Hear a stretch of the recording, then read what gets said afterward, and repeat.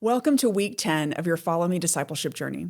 This week, we'll continue to tackle the concept of loving like Jesus by answering the question, why and how do I serve like Jesus?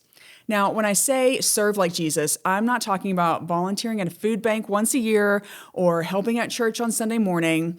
I'm talking about living a lifestyle of service, the kind that Jesus modeled for us right up to his final breath.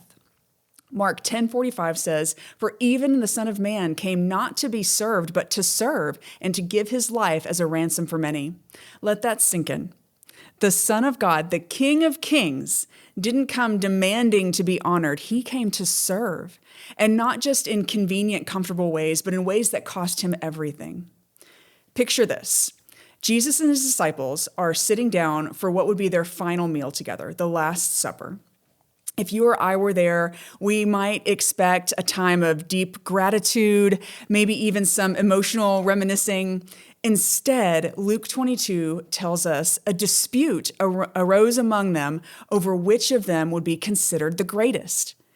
In that moment, when Jesus could have rebuked them or dismissed them, instead he leaned in and he flipped the script. He said, "I am among you as one who serves." Then he physically showed them what he meant. He got up, wrapped a towel around his waist, and washed their feet. What a powerful image that paints. While the disciples are arguing over who is the greatest, Jesus kneels down and serves in the most humble way possible in that moment. This is the heart of Jesus. Not position, not power, but service. Now, let's be real. Serving doesn't come naturally to most of us. Our instinct is to prioritize ourselves, our time, our energy, our comfort. Maybe we're willing to serve when it's convenient, but what about when it's costly? Maybe you've asked the same question a teenager might ask when it's time to take out the trash. Why do I have to do this? Why do I have to show up early, stay late, give my time, give my money, help people who don't even seem to appreciate it? The answer lies in Romans 8:29.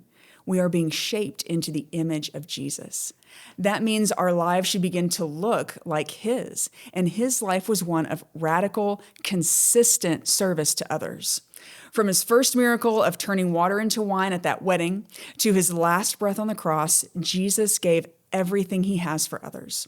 So, how do we serve? Serving like Jesus doesn't require a title or a spotlight. It starts with meeting the needs right in front of you. Maybe it's taking a meal to a sick neighbor, leading a small group when no one else will step up, or just grabbing coffee with someone who needs some encouragement.